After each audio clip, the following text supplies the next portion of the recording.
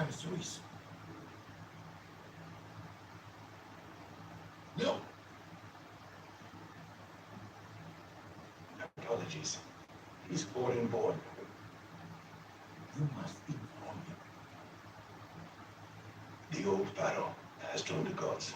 His firstborn is the new pharaoh.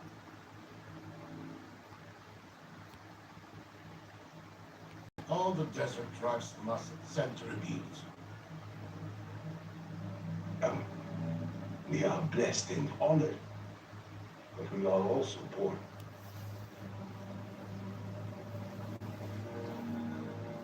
We saw your flock.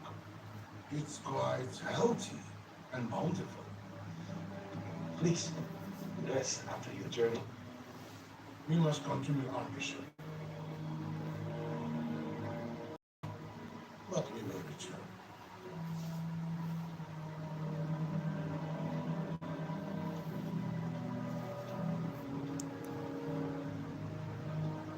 How do we pay when we are already there? We should go negotiate as all would. Not with this pharaoh. You know him?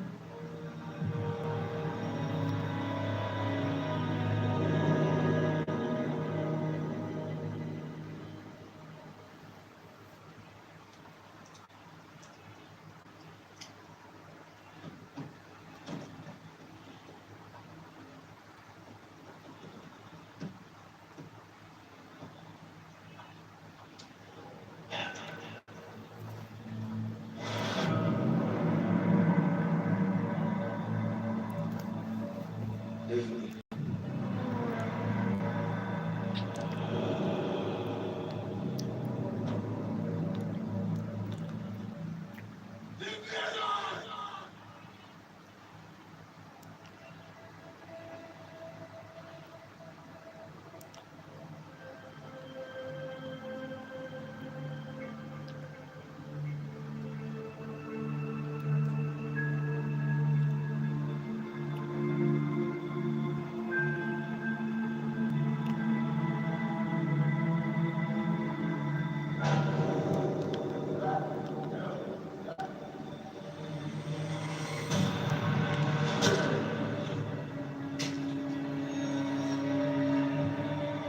Moses.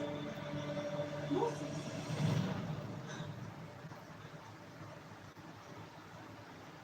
You have been up here for days. Calm down now. This is where I belong. You have two sons now. And they what? I do not deserve them. And how does that help us?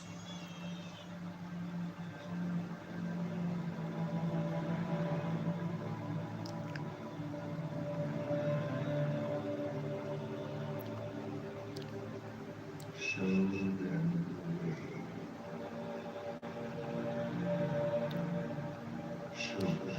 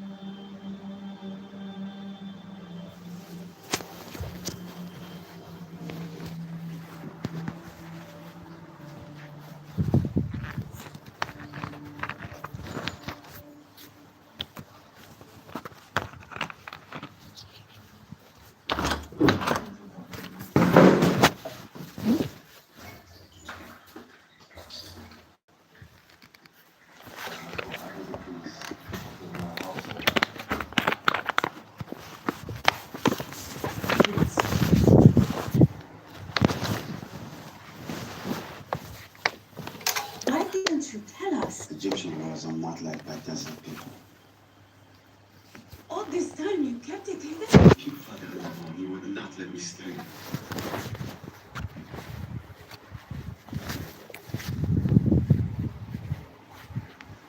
I killed a man. taskmaster. And this is why you left Egypt.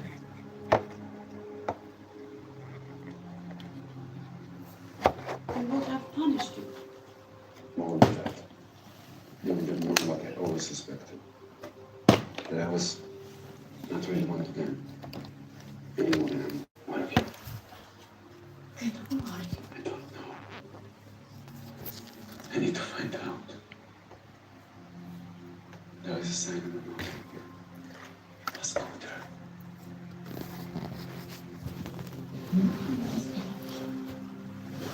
Let's come back.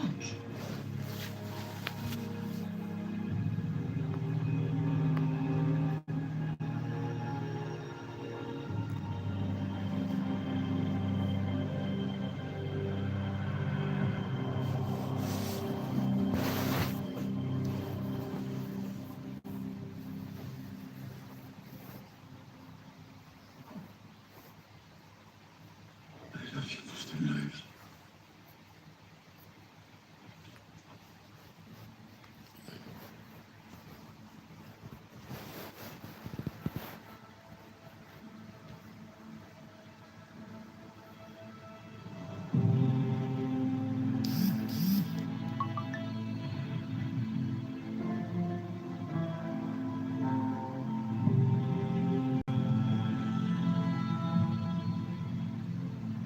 I think God calls us in a variety of ways.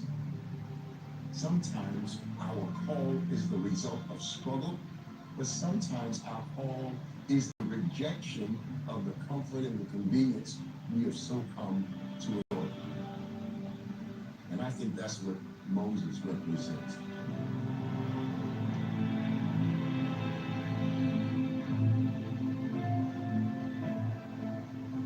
Moses was deeply flawed and extraordinarily resilient. He was conflicted about his identity. He was an adopted child. He was a person with a criminal record. He was homeless for part of his life. And his failures teach us as much as his achievements. God calls who he wants to call.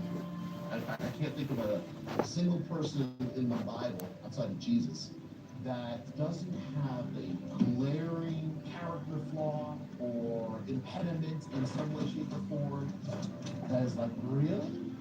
But God just specializes in that. The God of Scripture is a God who specializes in taking broken things and not just fixing them, but repurposing them for something even greater.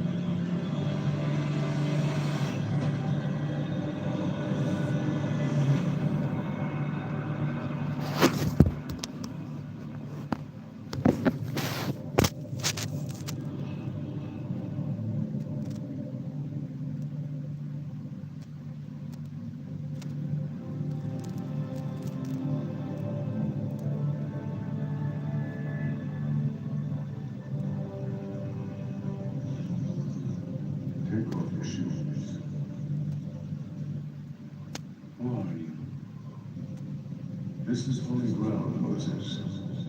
Take off your shoes. Then what do you want? Do as I say.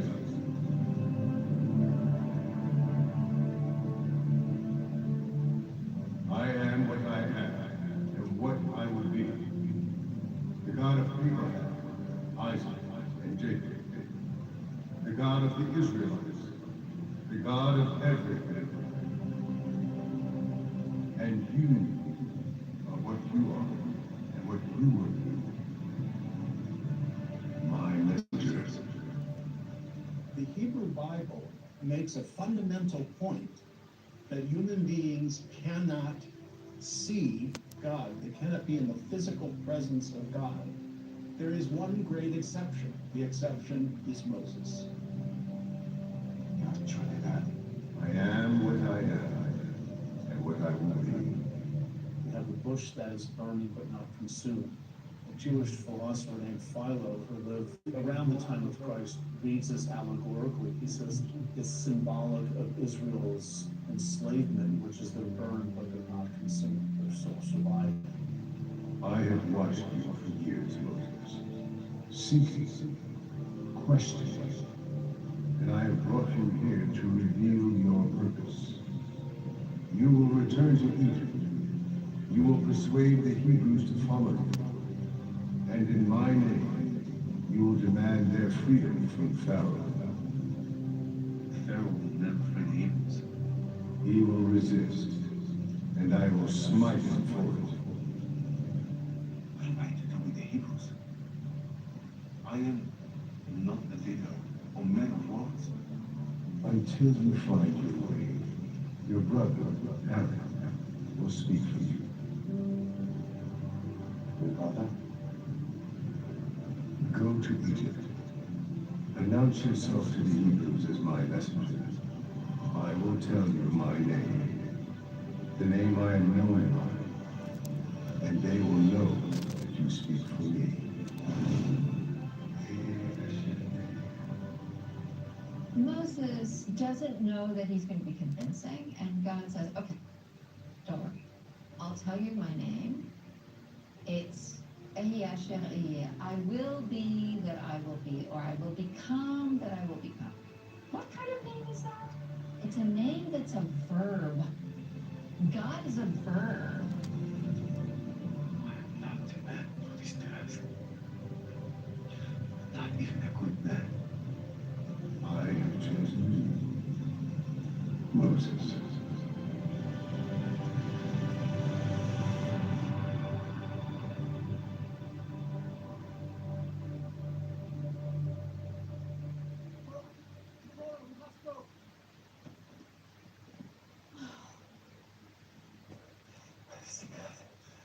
God. Which God? The God of the Hebrews, the God of everything. He has a task for me. Pack clothes for yourself and the children. Leave at once.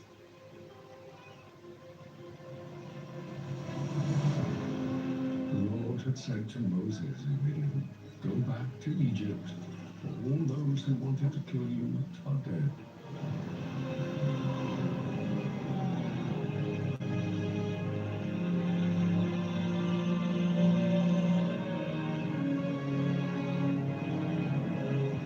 So Moses took his wife and sons, put them on a donkey, and started back to Egypt.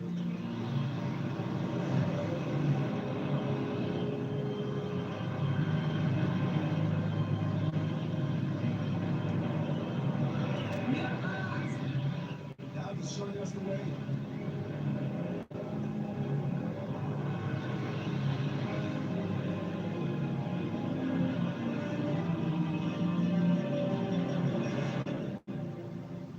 Just 3 weeks, Kibosha. And then what? We stop at the village. There is an inn. There, we will meet my brother, Aaron. The brother this God told you of, who you don't even know exists. It's God's law that I will it. If there is no brother, There will be a when we brother. reach Goshen, can we return home? There will be a brother. But if there isn't, There will be a brother. but if there isn't, Bring me the meat. I do not believe in this God. The evils are suffering. I believe in our family. Then I'm your husband. Perhaps with you beside me, I can deliver them.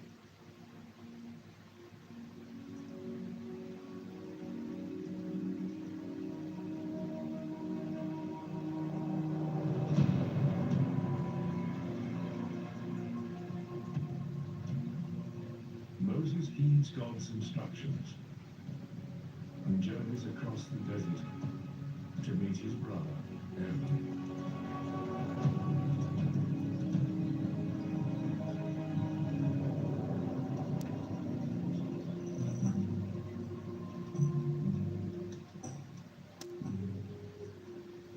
How will you recognize your brother? Him?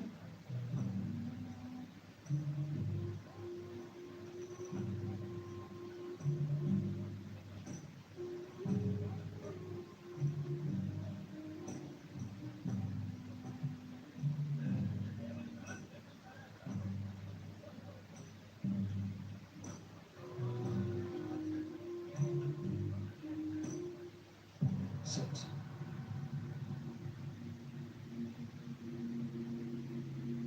Quickly. Thank you.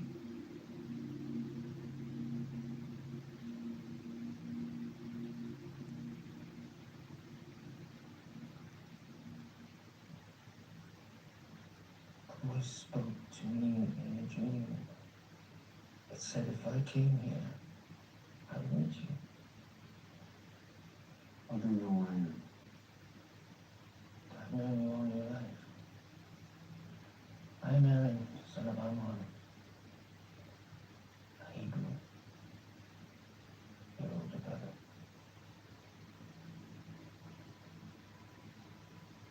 I'm April.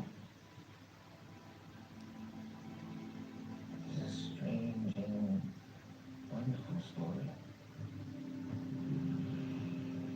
When I was a young boy, Pharaoh feared the Hebrews would grow into a new race and would one day take over his kingdom.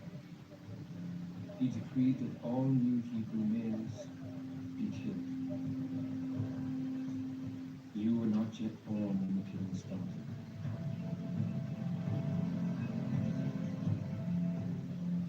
Aside from the tribal groups that you have at the beginning of chapter 1, the first two people named in the Exodus story are Shiphrah and Puah, and they're midwives.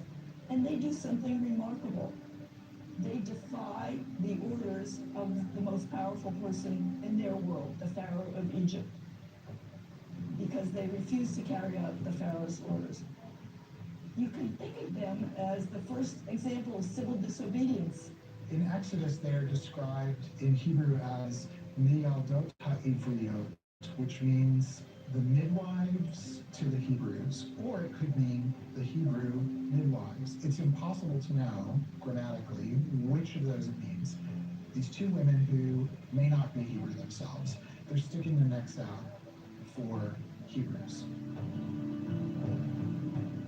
They don't realize what they're setting in motion, but we know. And one of the things I find extremely moving is maybe, just maybe, human redemption gets started on a grand scale when people bravely stand up to do something for somebody else. Our mother, Jochebed, gave birth to you in secret. According to the Midrash, when she first gives birth, the whole room is filled with light. When she sees the child, she sees that he is good. In Hebrew, it's "Vatere oto ki tovu."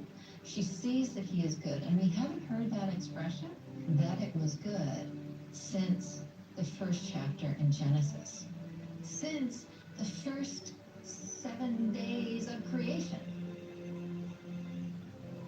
And she says, he's special. He needs to be hidden. He needs to be saved.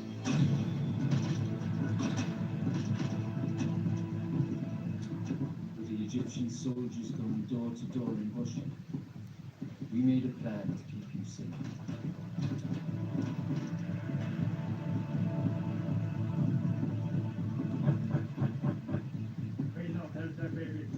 I'm coming.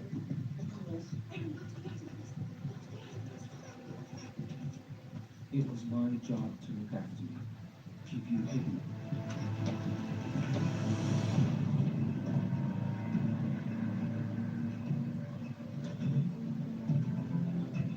Don't you? The child was stillborn. Show us the body. It was very yesterday.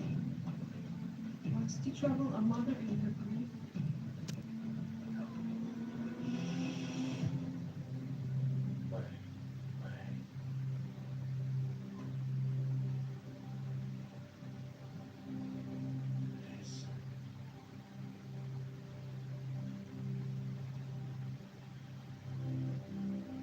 I held you so tight, knowing that you would cry out.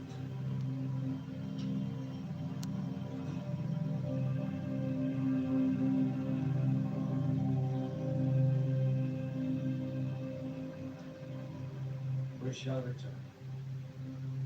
Let's go.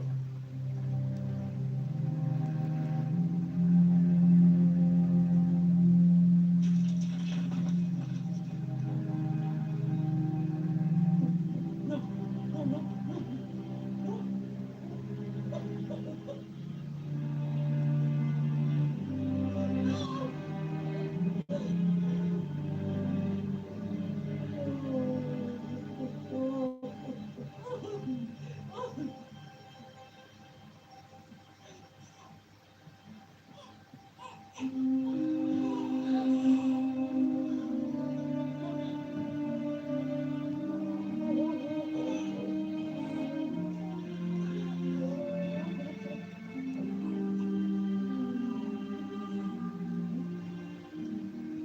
You were safe. But we knew it was only a matter of time before the Egyptian soldiers returned. What's interesting to me is that in those first couple of chapters of the book of Exodus, the text focuses so heavily on the wise, clever, and brave acts of defiance carried out by women, some of them Hebrews, some of them not, who all take these courageous risks in defiance of the Pharaoh's laws and decrees.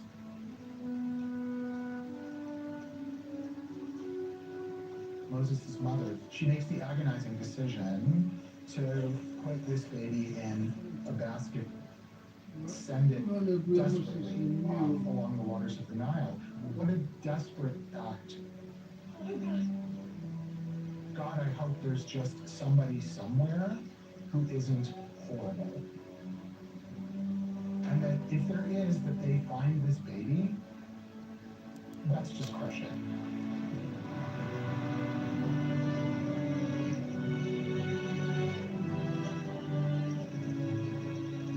Our mother cast you adrift in the Nile, not knowing what fate had in store for you. They're able to hide him for 3 months, and at the end of 3 months, they construct a little ark. It's called a teva in Hebrew. It's the same word for Noah's Ark. Noah's Ark is a teva, likewise lined with pitch. And so you have these two stories. One is in the early part of Genesis, and now we have the early part of Exodus, where something big is going to happen, and it's because of a teva. And the teva is carrying someone that's going to represent a new beginning.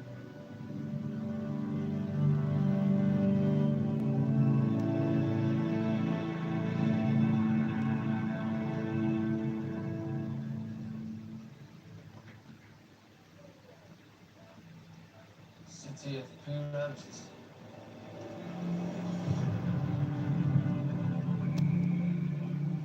That's wrong. A monster fed on human blood. Ours.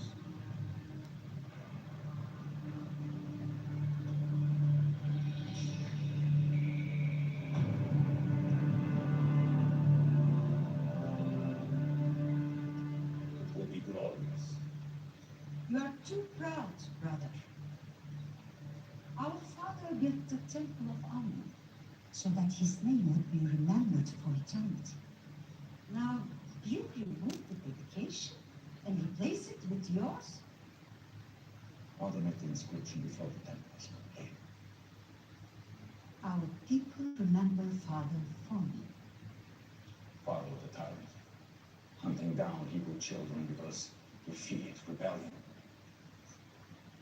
And what is the makeup of our workforce? 1/5 Egyptians, sire. 1/5 prisoners of war. The rest is Energetic, skillful watchers. And he wanted them pruned. Because he was petrified of rebellion. I am made of different metal. And as our city scales the heavens, yes, our gods shall pass in glory. The notion of slaves in Egypt did not exist. But we had prisoners of war, we had servants. There was forced labor. This was business as usual for Egyptian kings.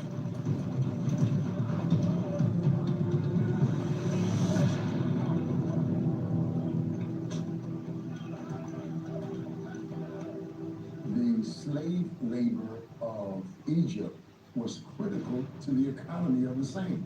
And so you say, let my people go. The natural question of Pharaoh and the entire Egyptian economy is, well, who's going to do the work? Who's going to shoulder this labor? Just like 1863, the Emancipation Proclamation raised the question of, well, if you let all the slaves go, who's going to pick the cotton?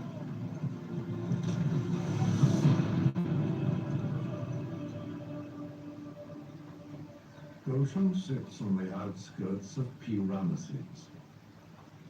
Abraham's grandson and great-grandson settled there 4 centuries earlier, when famine drove them out of Canaan.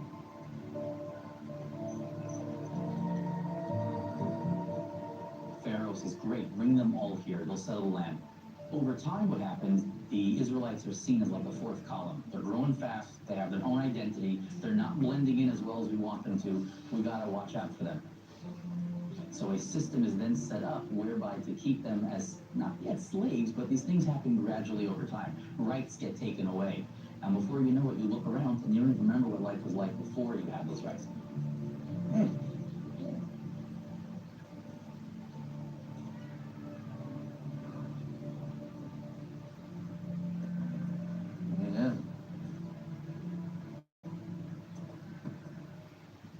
Our brother Moses.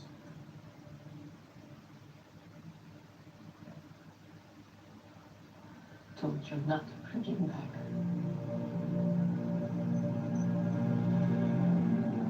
No. It's fine. It's fine. Come, please. Please.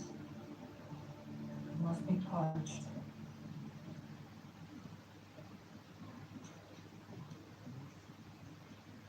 Drink and then you should leave.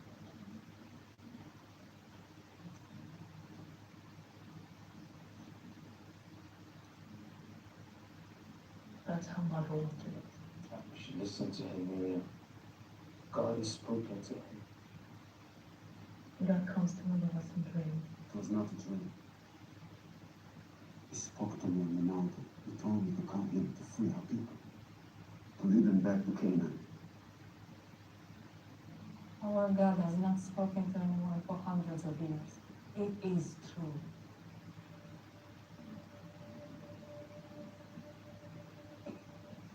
The Hebrews are in Egypt for 430 years, and most of that time they spent as slaves. What happened to the relationship between God and the people of Israel during all those hopeless, endless centuries of slavery? Did they give up? Did they conclude that the stories they'd been told about their ancestor Abraham and the promise of eventually being a free people in the promised land, did they just conclude that was not true? And the Torah doesn't tell us, but one of the lines that really strikes me, God is telling Moses, I have remembered my people. I have heard their cries. Whenever I read that, my first reaction is like, what took you so long?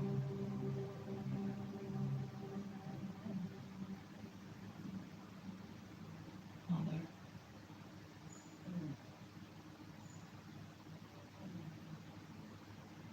Love. She recognizes no one.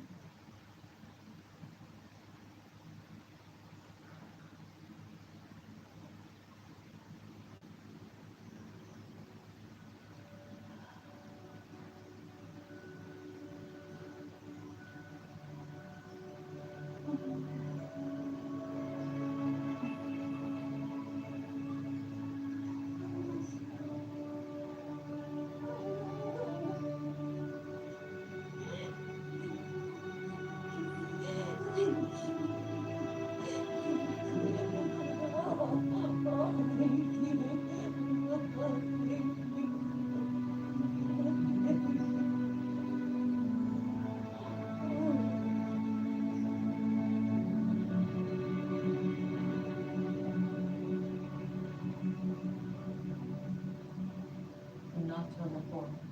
They hold their position with the Egyptian. Just get the orders from now. Moses, when they come, you can address them. Not me.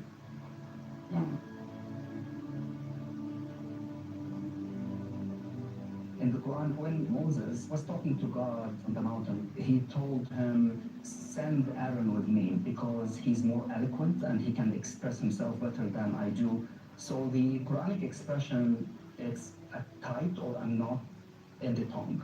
How you interpret that, it could be a physical defect or it could be just psychological, that he's really afraid to go back to Pharaoh and probably he was not as eloquent as Aaron was. This is a really beautiful moment because he's telling God, look, I really could use some help in this big mission. And God responds, and Aaron is, in fact, exalted to the status of a prophet. So he's acting alongside Moses to help in this mission. This is Moses, my brother, not an Egyptian, but one of us. He has come to us with a message. What message?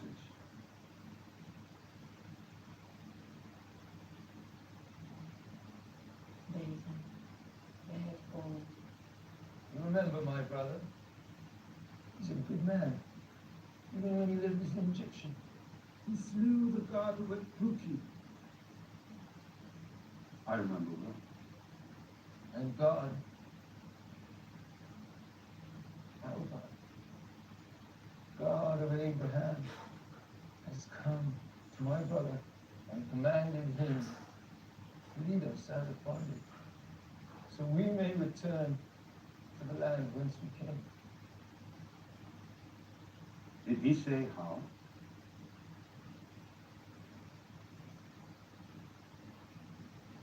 We will ask Pharaoh to let us travel outside the city.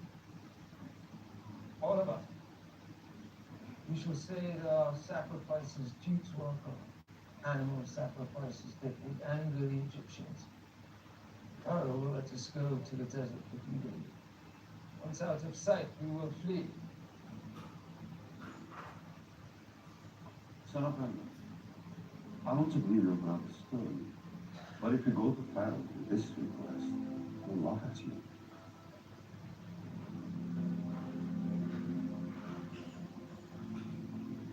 My brother has spoken to God. He commanded me to free you.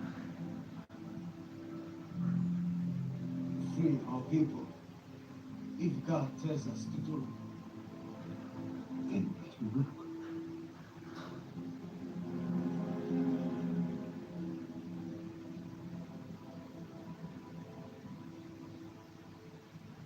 Moses, you get his name. Yes. Yes, I know. In every generation. The name of our God has passed down. So we would know it when a time came like this. Sarah, They say, let's consult the old lady, Sarah Bat Asher. Does he have the special words? you know the name, yes? Your mother told you. So if Moses knows the name, he has seen all the law. Moses.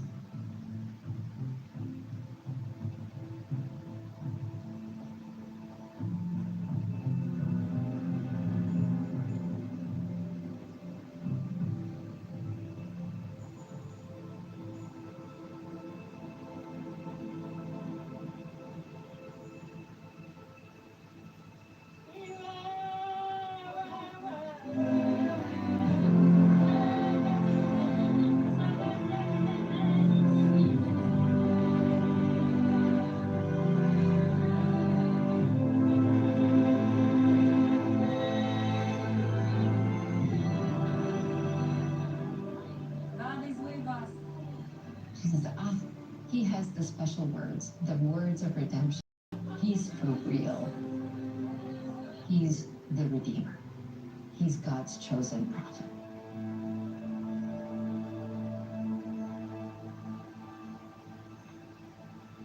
So much for secrecy.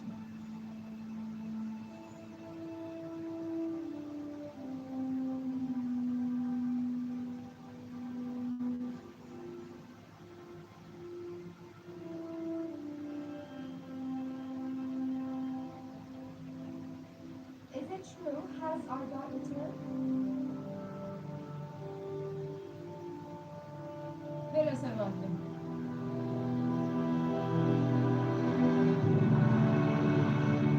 Show them.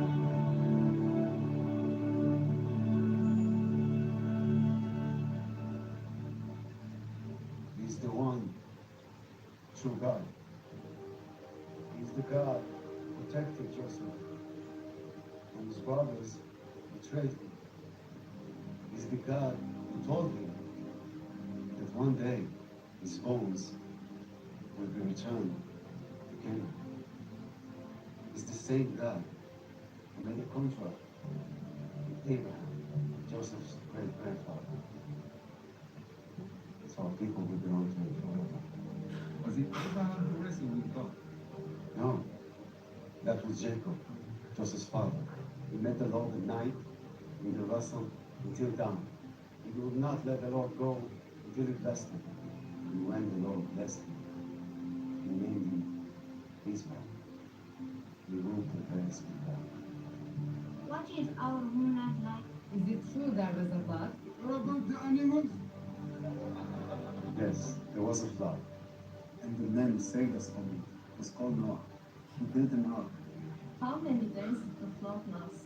40 days and 40 nights. How was the world made? Our God made it in 6 days. And he speaks of Adam and Eve, Noah, Isaac and Ishmael, Jacob and Esau. The man who fled Egypt a fugitive returns home a prophet.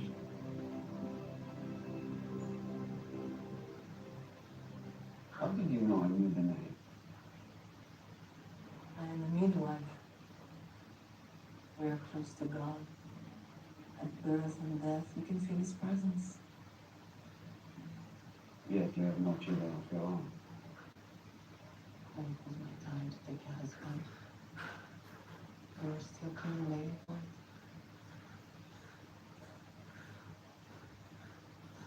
I prefer to help the others.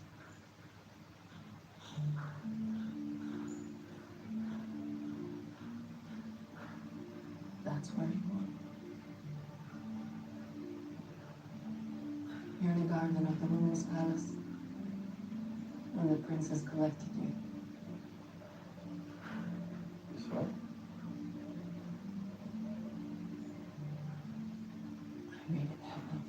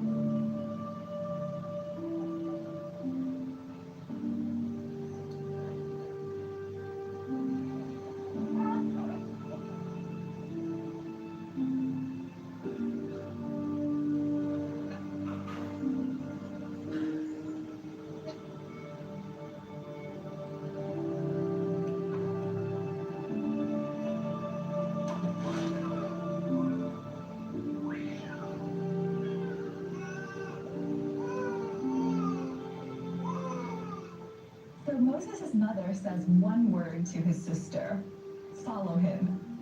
And in Arabic, it's actually one word. And so she is quite brave in following this child. And she is very witty on her feet and finds a way to get her brother returned to their biological mother. And now a wet nurse for the princess's baby.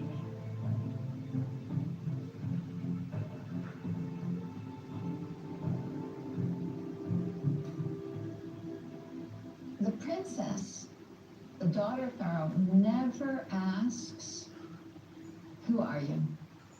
Presumably, she does not know that this is the infant's biological mother. So, of course, the biological mother is destined to become the one at whose breast he will feed, and he will spend the first 2 or 3 years nursing at his mother's breast. That means that his mama lashon, his mother tongue, he hears from infancy. Lullabies, Hebrew. I imagine a song, a lullaby that he took with him in his subconscious memory. I love the fact that the story begins with this one nursing woman and her infant. I mean, how likely in our conception do we think that a revolution is going to start with a nursing mother? There was a higher force, always, taking you away and bringing you home.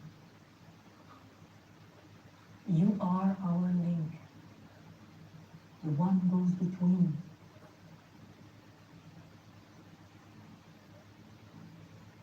My mother will help me speak to Pharaoh tomorrow.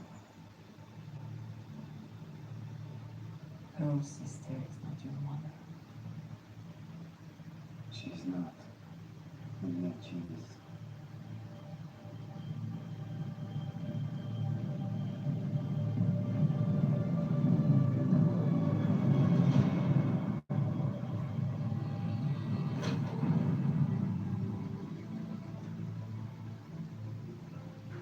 Someone approaches me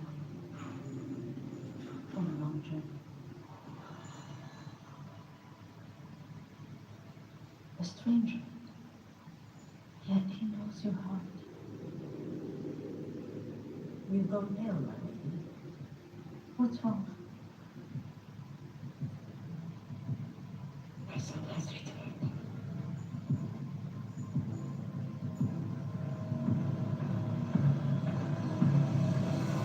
Moses.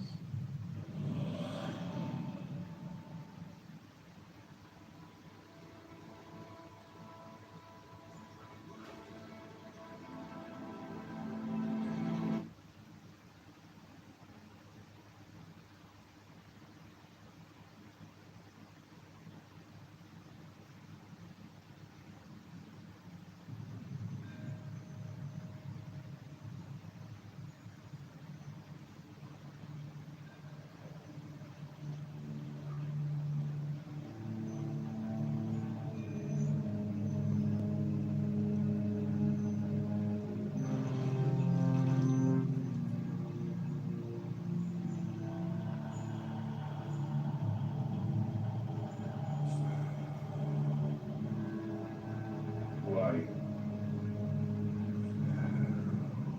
Show yourself. You will fall. I am the destroyer. Your empire will fall. I am the destroyer. God. What is this? I am the destroyer. I know.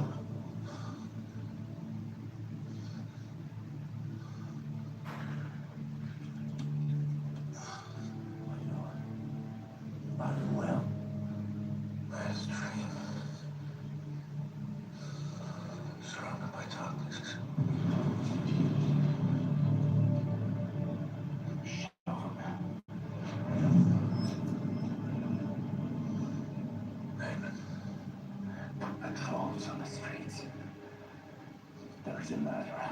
Now I'm it. His Majesty.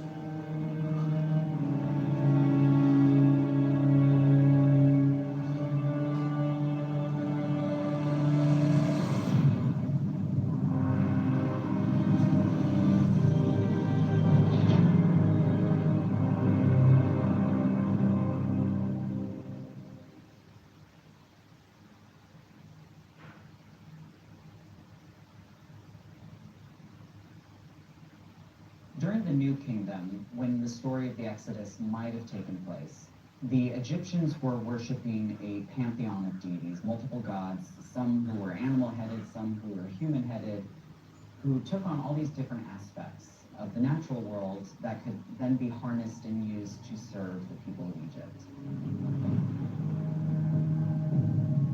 The Pharaoh, he was seen as an intermediary between the people and the gods. So they were even created statues with big ears, which meant that they could hear the people and pray to the gods of what the people asked.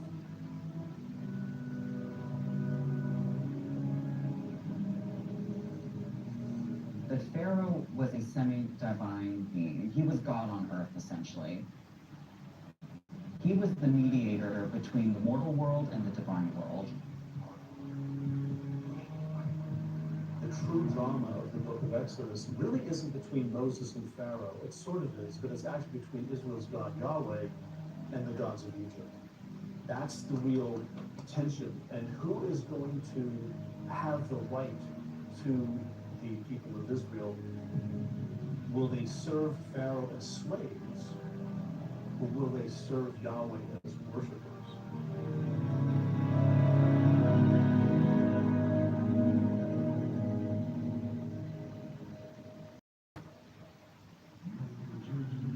You will return. Pharaoh will never forget evil. He will resist, and I will smite him for it.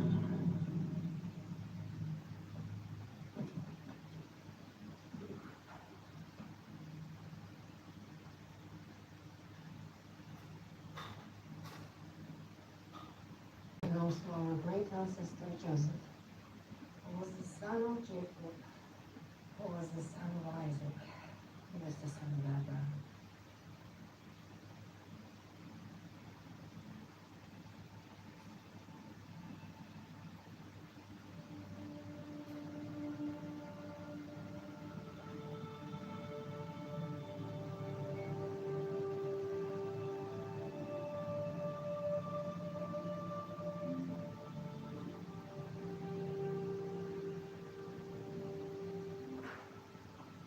Moses only comes to know his Israelite identity at a later stage in his life. I'd say he's a hybrid of Egyptian and Israelite, and knowing freedom, growing up in freedom, also gave him access to what freedom would mean.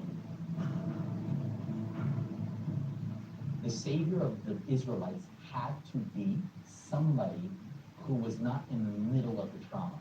Because the people inside, the Bible describes them as having kotzer ruach, shortness of spirit. They could not imagine a life different than the one they were in then.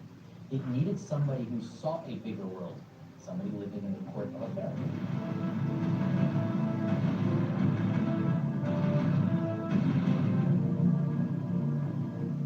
It's not simply that Moses is going up against a pharaoh, an unjust ruler, but he knows this person intimately. He's been raised in this household, has a relationship.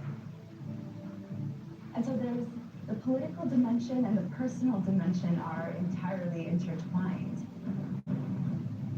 He has so much at stake. He's tasked with liberating an entire people. So it's not just a matter of his own fate, but he's tasked with this very heavy mission.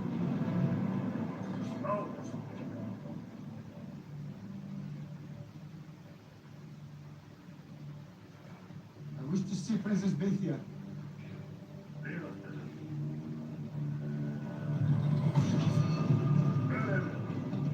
My name is Moses!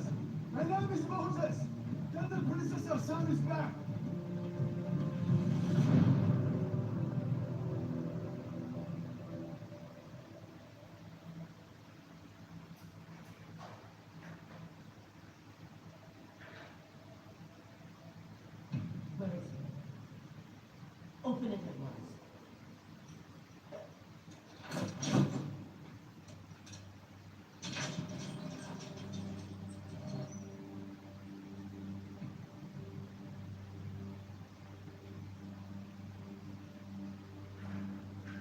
That's him.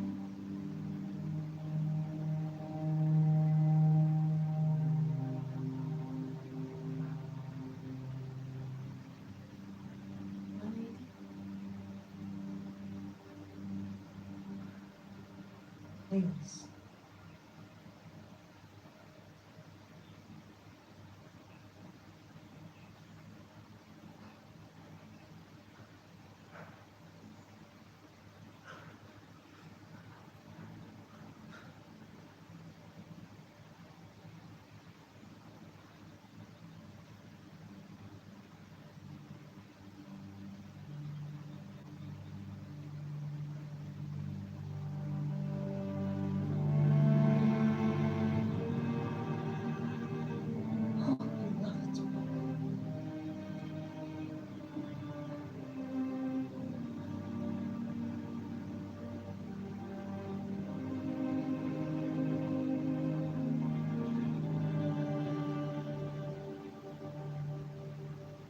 It is not sinful here. I know you did not kill that man, but there are others who will punish you for it. You must leave the city at once.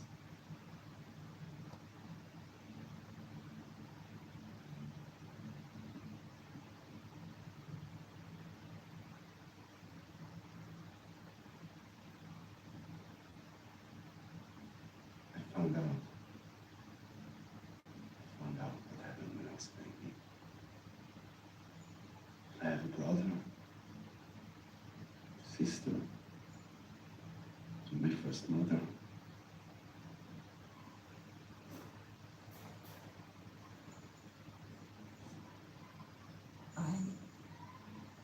I lost a child. A stillbirth. I thought of throwing myself in the Nile. But the river gave me new life. It gave me you.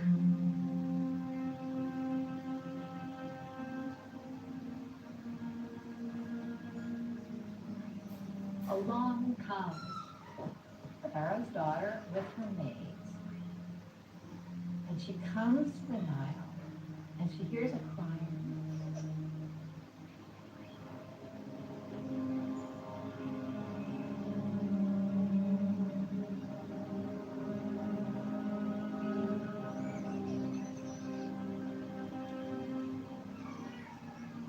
And she sees this little harp. She sends out her arm, and her arm extends. It doubles in length and extends, stretches out, and she brings in the ark and opens it. And again, a light suffuses the world from looking at this baby, and immediately she knows it's a Hebrew infant.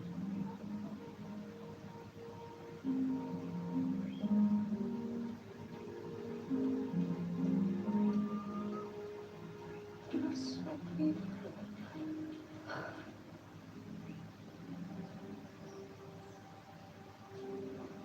One of the Hebrew babies? Never say that again. He's a gift. Yes. Yes, you're a gift. But my lady, this is not something you can keep. Think twice before you tell me what to do. We will take him to the house. Oh, Ramos, Ramos. This will be my baby. And if your father were to find out, We have a secret. Together. Let us call him Moses. Born of the water. My Moses. An Egyptian name? For an Egyptian prince. The Pharaoh's daughter gives the baby that she draws out of the Nile the name Moses, or Moshe in Hebrew. The story is being told about a princess of Egypt who is not a Hebrew speaker and would have no reason to give this child a Hebrew name. So we are confronted with this amazing saga that the great liberator of the Jewish people shows up on the scene in Egypt saying, God has sent me to liberate you, and he's got this name that is other. It would be like if he appeared today to the Jewish community and his name was Kareem or Mary Jane or something from a dominant other culture. Moses is called by the name the daughter of Pharaoh gave to him. So the Midrash then tries to bring in these two verses in reconciliation with each other and says that the princess, Bat Paro, daughter of Pharaoh, was adopted by God as God's daughter. Bat Yah, Bitya, the daughter of Yah, the daughter of the Hebrew God. Now, no other person is called the daughter of God. Nobody else. This is a totally unique name, Batya. I need your help again, Mother. It is true. I did kill that man.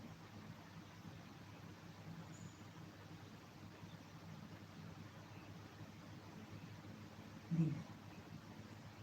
I don't know. I've been told to return. Told? By who? God. What you got?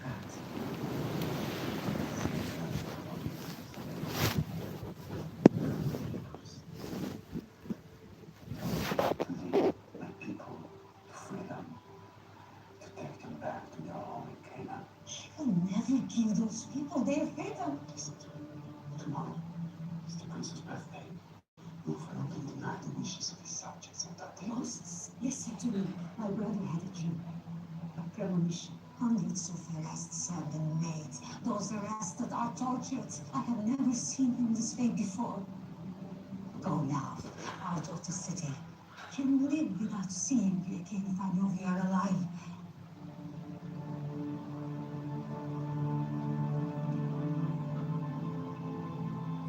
Take care, Moses. Word must never reach the Pharaoh you are back.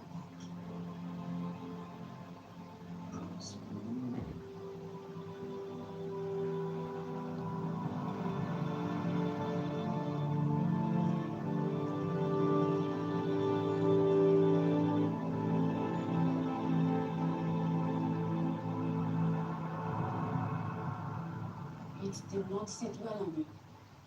You are wrong, it does. It did sit well. It's a prophet's role. Enough.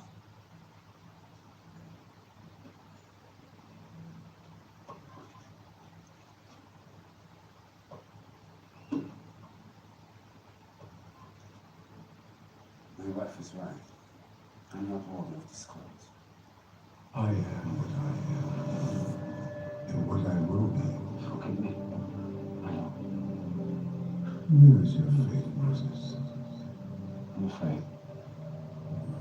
There will be 3 signs that prove to Pharaoh I am the Lord. If you have faith, they shall be given to you to reveal. And if I falter? If the sun or moon should point, then immediately go out. I think the relationship between Moses and God was just so real. And it's like, okay, God, you tell me to do this, but by the way, this is how I feel. I've got some questions. I've got some issues. In Moses' story in the Quran, God is asking him to do these very difficult things that he knows he can't do of his own accord. And so in many ways, I think the himself into this role and say, well, what are the big callings of my own life? And how do I establish a relationship of trust with God, with this almighty force that is going to carry me through my journey?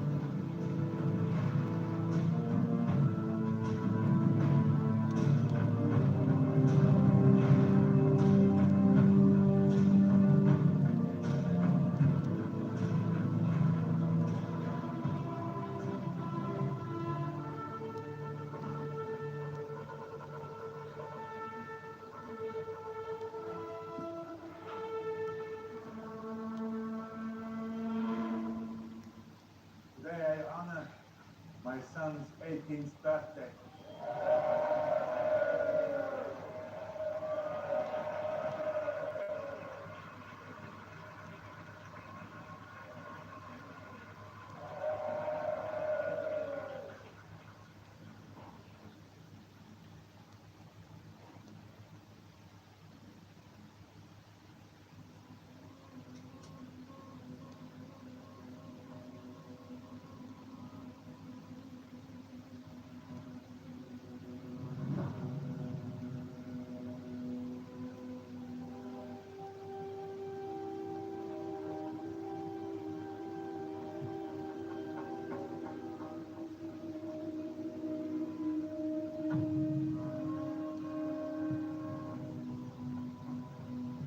And now, as is customary, I wish to share the blessings of this auspicious day with my beloved people.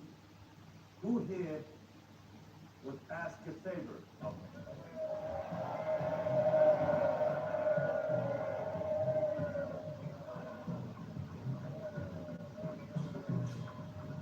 That's true.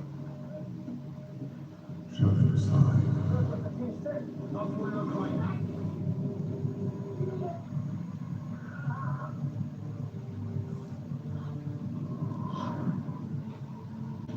There will be three signs that prove to Pharaoh I am the Lord.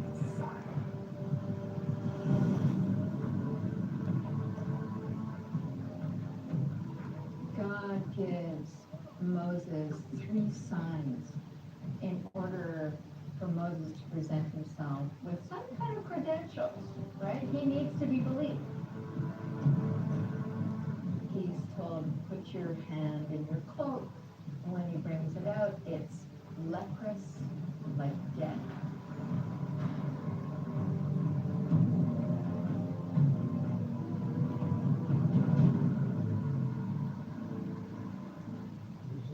You, Moses, you're back. Dressed like a beggar, and not right even. I presume you have come to forgive you under the auspices of this special day.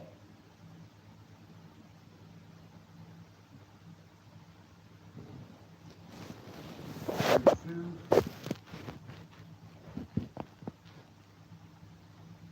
to grant. Let the punishment for murder be lifted. Most precious thing in the world, man's freedom.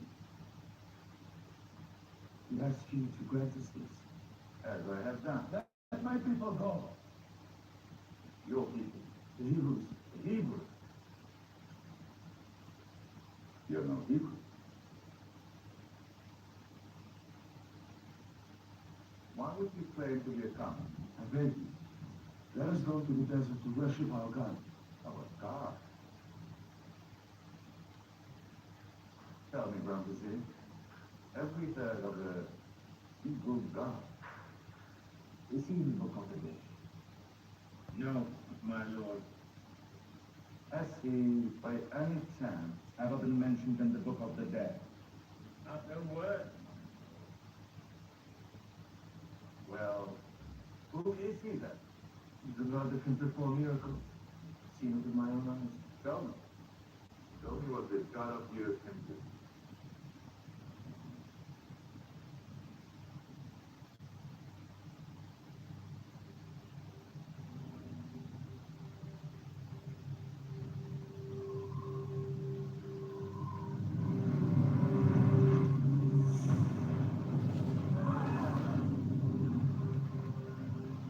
The serpent is one of the gods of the Egyptians. It's the Ouroboros. It's associated with the Nile. This is the special magical staff that he can turn into a snake, turn it into the symbol of Egypt.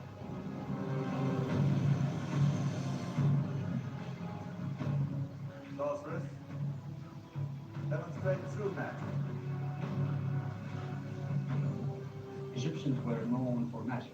If you want to bring a sign, if you want to dominate the Egyptians, you have to dominate them with something that they are good at. And the thing that they were good at is magic.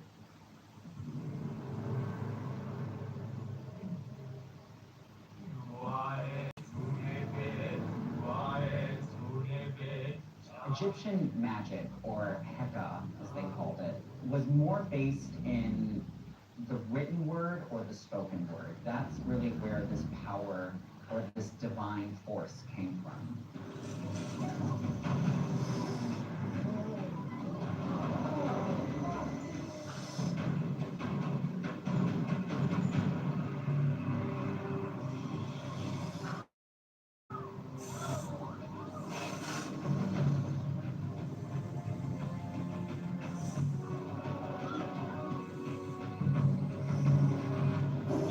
Symbolically, the serpent, it's swallowing up Egyptian royalty and power and authority.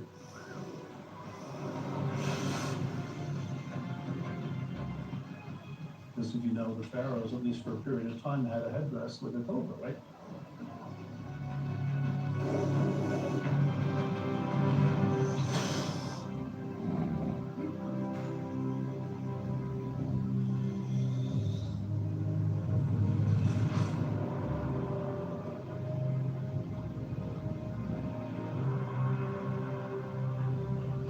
Majesty, this is more than magic.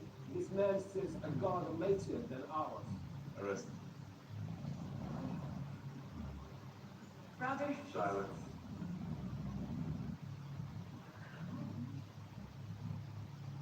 All we ask for is 3 days. Why should I listen to your God?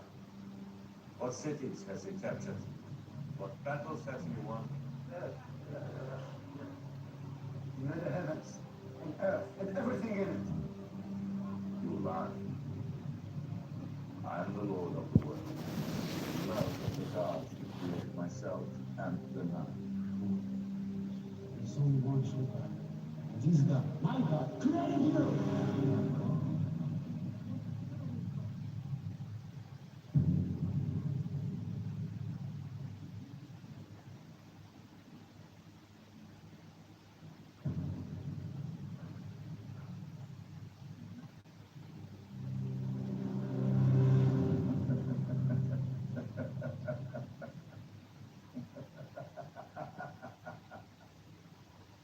On behalf of myself and my son, I thank Ra and Isis for this unexpected spectacle, which has made for great entertainment. Get these fools out of our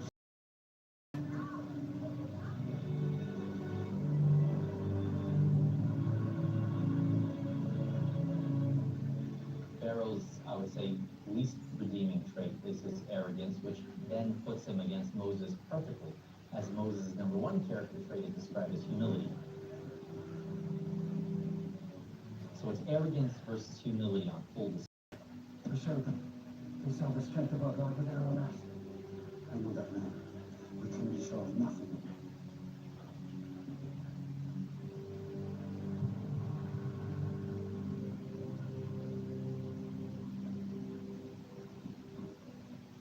I really should have seen.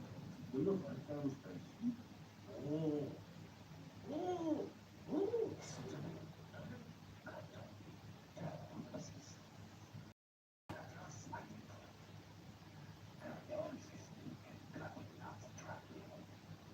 You understand? Tell me of Eliezer's path. What? My sisters, everyone, said the second one would be easier than the first. Tell me what you remember. It was more than 3 days. There was something that you really lost. That you needed. In the end, it wasn't like this. God presents not your hunger, but it will take longer than you expect. It will be better, enough to have you howling at the stars like I did. It is all to God. These people are looking. You are the one who sets the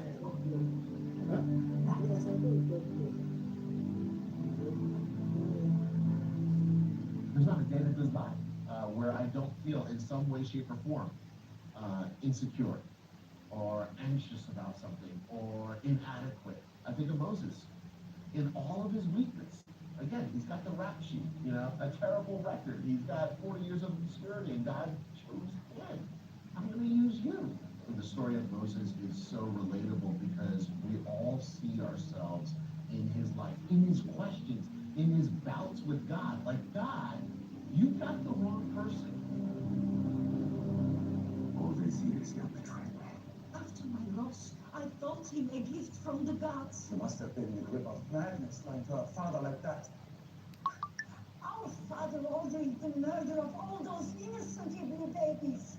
That was madness, an abomination. Going against his decree has brought a curse upon us. That's the intense that we have from God. If you wish to consult with traitors, I can arrange for you to do so in the dungeon.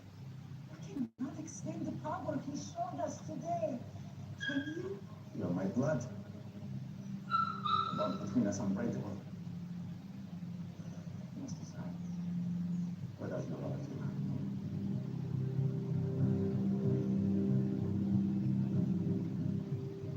A lowly laborer is no threat to your empire. I shall organize his execution. I will not be caught with no judge move. These men speak for the Hebrews and should not be. There is another